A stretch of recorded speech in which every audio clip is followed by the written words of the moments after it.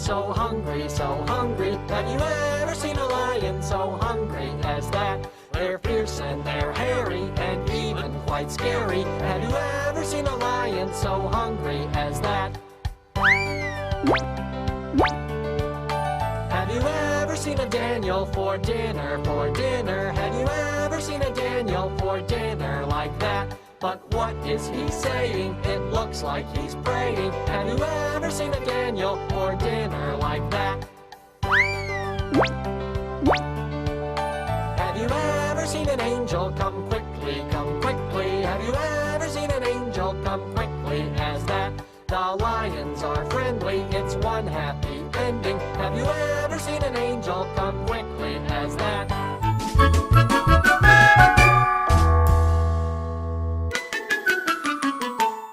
안녕하세요, 어린 친구들. 장지의 전도사님이에요.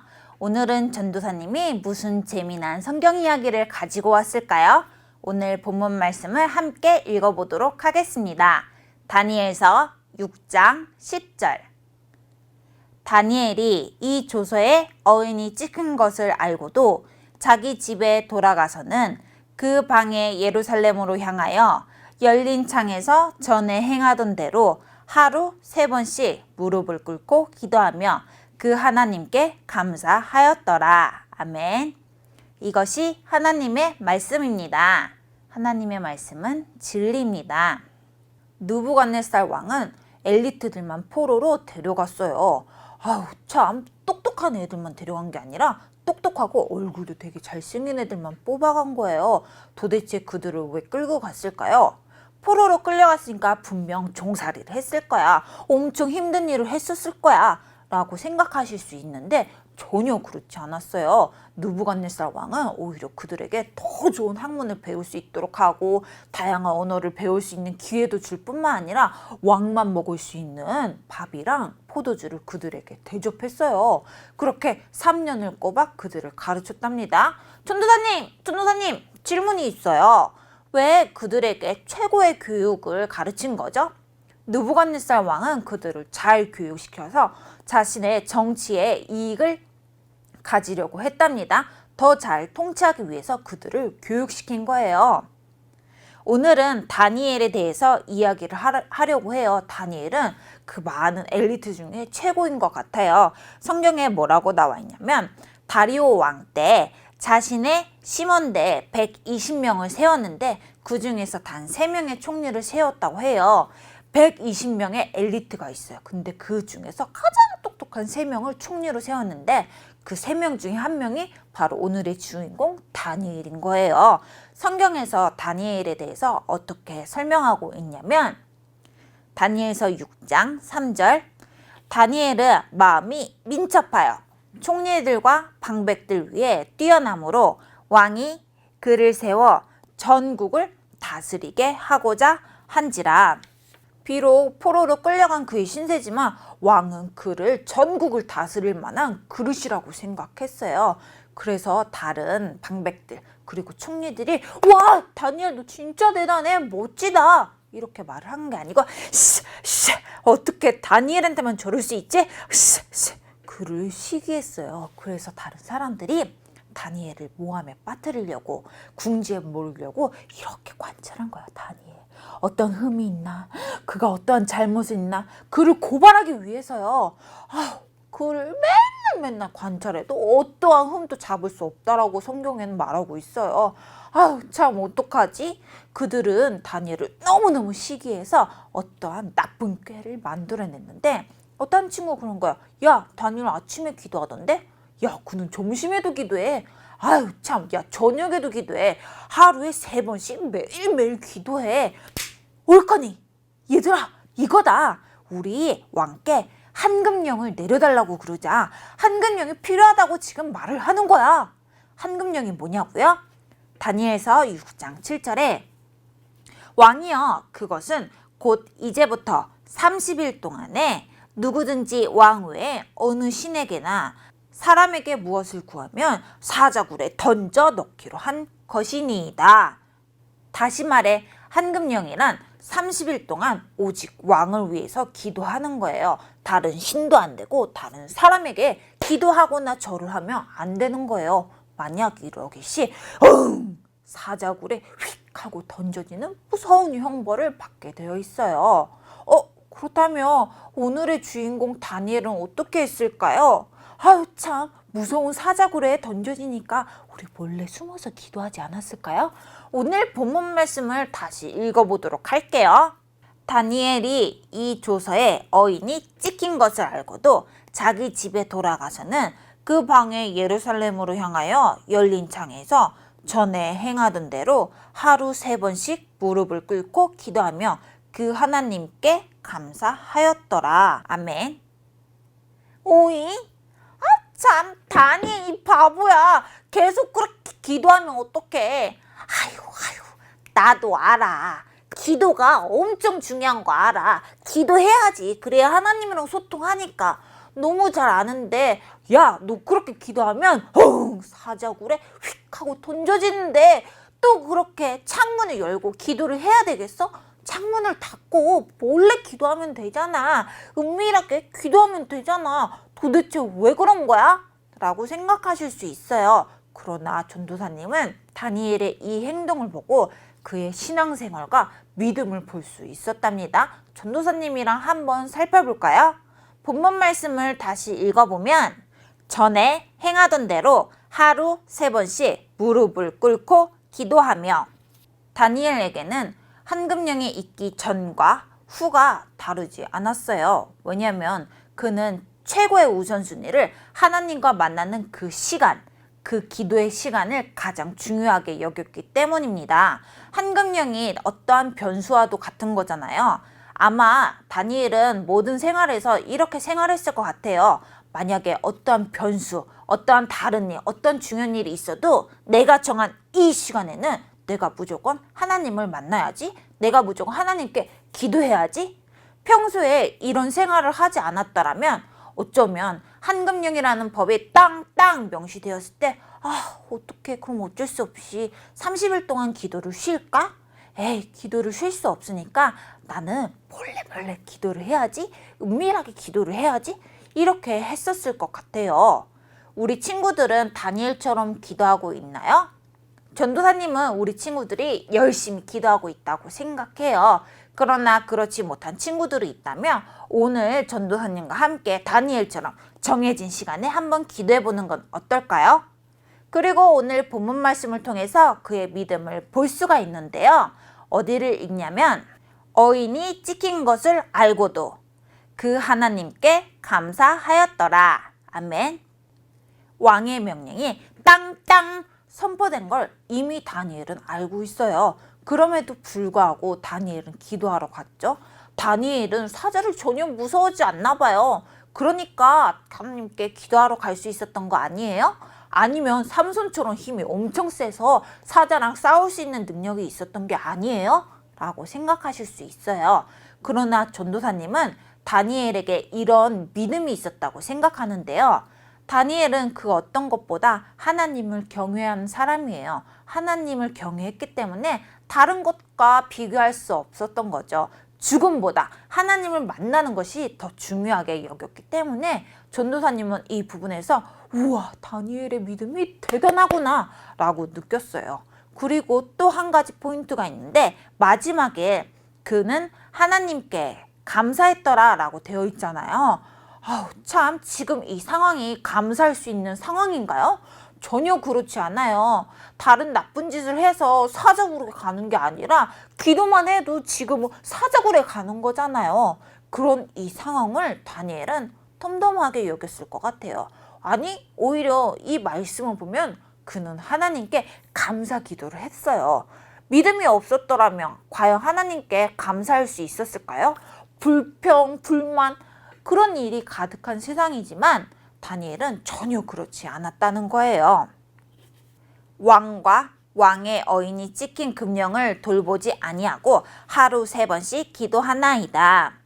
다른 총리들과 방백들이 쪼르르르르 왕에게 가서 일렀어요. 저거 보세요, 저거 보세요, 저거 보세요. 왕의 명령도 개의치 않고 지금 한금령도 어기고서는 저렇게 쇠뜨나 기도를 했답니다.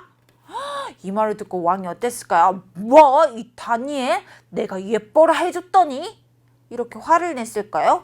오, 그렇지 않아요. 왕이 이 말을 듣고 그로 인하여 심히 근심하여 다니엘을 구원하려고 마음을 쓰며 그를 건져내려고 힘을 다하여 해가 질 때까지 이르매 왕은 정말 다니엘을 사랑했어요. 그를 위해서 어떻게 하면 그를 살릴 수 있지? 이렇게도 저렇게도 생각하고 고민해도 답이 없었어요. 어쩔 수 없이 다니엘을 사자굴로 던질 수밖에 없었답니다. 다니엘서 6장 16절. 이에 왕이 명하여 다니엘을 끌어다가 사자굴에 던져 넣는지라. 왕이 다니엘에게 일러 가로되 너의 항상 섬기는 내 하나님이 너를 구원하시리라 하니라. 다리오 왕이 야, 나는 비록 못해도 너가 믿는 하나님, 그 하나님이 너를 구하실 거야. 너를 살리실 거야. 이렇게 말을 하고 있는 거예요. 우와, 다리오 왕 참 대단하죠. 다니엘이 도대체 어떻게 했길래 다리오 왕이 이렇게 말을 할 수 있었을까요? 그 또한 참 신기한 일이에요. 이렇게 사자굴로 휙 던지고 나서 다리오 왕은 어땠을까요? 성경에서는 다리오 왕이 이렇게 했다고 나와 있는데요. 왕이 궁에 돌아가서는 밤이 맞도록 금식하고 그 앞에 기약을 그치고 침수에 패하니라. 다리오 왕은 다니엘을 위해서 기도했어요.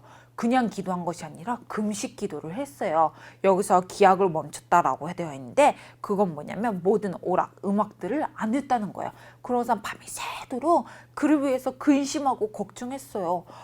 참 다리오 왕이 정말 다니엘을 사랑했나 봐요. 그래서 이른 새벽에 다리오 왕이 야, 사자굴로 빨리 가자. 빨리 가. 야, 다니엘 멀쩡한가? 한번 확인해 봐야 되겠어. 하나님의 종 다니엘아, 너는 항상 섬기는 내 하나님이 사자에게서 너를 구원하시기에 능하셨느냐? 이게 무슨 말이지? 야, 다니엘아, 하나님이 너를 구하셨어? 살아있는 거야? 이렇게 외친 거랑 똑같은 거예요. 참, 정말 다리오 왕은 하나님이 그를 구하기를 원하셨나 봐요. 그런데 여기서 어떤 소리가 들리는 거예요. 나의 하나님이 이미 그 천사를 보내어 사자들의 입을 봉하셨으므로 사자들이 나를 상해치 아니하였사오니. 하나님께서 이미 벌써 모든 것을 아시고 천사를 먼저 보내신 거예요. 그래서 사자의 입을 헉! 막으신 거죠. 그 덕분에 다니엘은 살 수 있었어요. 다니엘을 건지고 나서 이 다리오 왕은 다니엘을 이렇게 모함했던 모든 자들을 사자굴에 다시 휙 던졌어요. 사자의 입을 봉하고 있었던 천사가 그의 입을 딱 불자 그 사자가 엉 하면서 그 모든 사람을 뼈가 남지 않았다고 성경에는 되어 있어요. 오늘 다니엘 이야기를 보면서 우리 친구들은 무엇을 느끼셨나요? 전도사님은 하나 생각나는 성경 말씀이 있어요. 마태복음 5장 10절. 의를 위하여 핍박을 받는 자는 복이 있나니 천국이 저희 것임이라. 의를 위하여 핍박받는다 라고 되어 있습니다. 하나님 앞에 어떠한 옳은 일을 할 때 우리가 핍박받을 수 있다는 거예요. 다니엘만 봐도 그렇잖아요. 다니엘이 나쁜 짓을 했나요? 전혀 그런 게 아니에요. 하나님께 기도한 것 그 자체만으로도 사자굴에 휙하니 던져졌잖아요. 그러한 핍박이 있을 것인데 이 또한 너희들에게 복이다 라고 예수님이 말씀을 하고 계시는 거예요. 그게 뭐 복이에요? 라고 생각하실 수 있는데 11절 12절에 나를 인하여 너희를 욕하고 핍박하고 거짓으로 너희를 거스려 모든 악한 말을 할 때에는 너희에게 복이 있나니 기뻐하고 즐거워하라. 하늘에서 너희의 상이 큼이라. 너희 전에 있던 선지자들을 이같이 핍박하였느니라. 이것이 복이에요. 이것이 큰 상금이라고 말을 하고 있어요. 그게 무엇일까요? 바로 천국 백성이라는 거예요. 천국이 저희들의 것임이라. 아멘. 여러분 믿으시나요? 자기의 목숨과 맞바꾼 그의 믿음, 그가 기도 시간을 지키지 않았더라면, 과연 그가 핍박을 받지 않았더라면 과연 천국이 다니엘의 것이었을까요? 그만큼의 믿음이 있으니까, 그만큼 하나님을 사랑하니까, 그만큼 하나님과의 만나는 그 시간이 어떠한 것보다 중요하니까, 그래서 그 핍박을 여기서 뭐라고 되어 있냐? 기뻐하고 즐겁게 견딜 수 있었다고 전도사님은 생각해요. 오늘 다니엘서를 보면서 또 하나 전도사님이 느낀 것이 있어요. 도대체 다니엘이 평소에 어떠한 신앙인으로서의 삶을 살았는지, 심지어 왕까지 그가 믿는 하나님이 그를 구원하실 거야, 나는 못해도 그가 해내실 거야 라는 고백을 할 수 있었을까요? 전도사님은 여러분과 저가 그러한 삶을 살기를 바래요. 누군가가 우리를 보게 되겠죠? 우리를 통해서 우와, 야, 하나님은 살아계셔, 하나님만이 하실 수 있는 일이야 라고 고백했으면 좋겠어요. 그러한 삶을 살아내는 우리 모두가, 저와 여러분이 되기를 소망합니다. 전도사님이 기도하겠습니다. 하나님, 다니엘을 통해서 믿음을 배웠습니다. 그를 통해서 신앙생활을 배웠습니다. 우리가 다른 어떠한 것보다 주님을 만나는 그 시간, 기도의 시간을 중요하게 여길 수 있도록 도와주세요. 그리고 다니엘처럼 시간을 정해서 주님을 만나겠습니다. 오늘부터라도 주님을 만나겠사오니 주님, 그 시간에 저희들을 찾아와 주세요. 그리고 저희들의 기도를 들어주세요. 믿음으로 구하겠습니다. 그 어떠한 핍박에도 다니엘처럼 믿음으로 견디겠습니다. 오히려 기뻐하고 즐거워하겠습니다. 주님, 이러한 저희들이 될 수 있도록 도와주시고, 이러한 저희들의 모습, 삶을 보고 다른 타인들이, 믿지 않은 사람들이, 내 이웃들이, 아, 하나님이 살아계시구나, 하나님이 진짜 일하시네 라고 고백할 수 있는 그러한 삶을 살 수 있도록 도와주세요. 능력을 주세요. 주님, 우리를 이렇게 사용하실 줄 믿습니다. 우리를 통해서 다른 어떠한 것이 나타나는 것이 아니라 오직 주님의 영광만이 나타날 수 있도록 도와주세요. 예수님의 이름으로 기도드립니다. 아멘.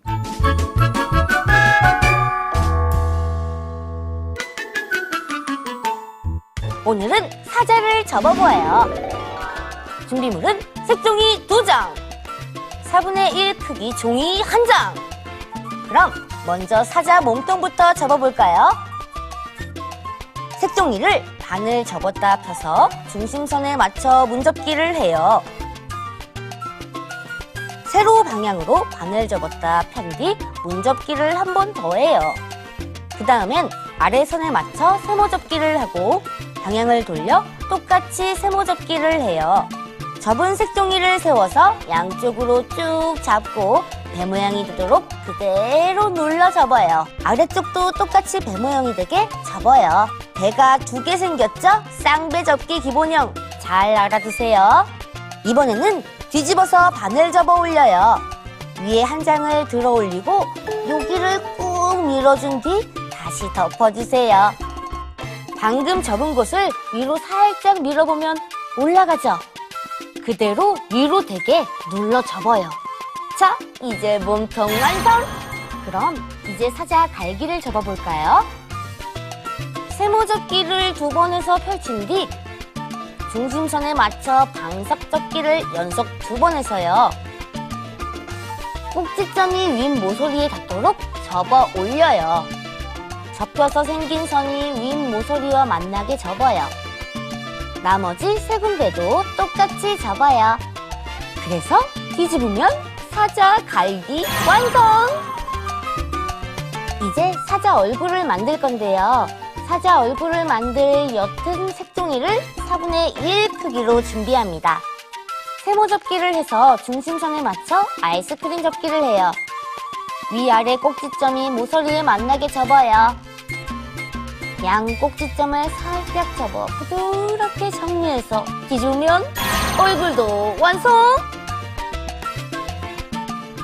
마지막으로 몸통과 갈기, 얼굴을 합체해서 눈, 코, 입을 그리면 다니엘의 사자 진짜 완성됐어요.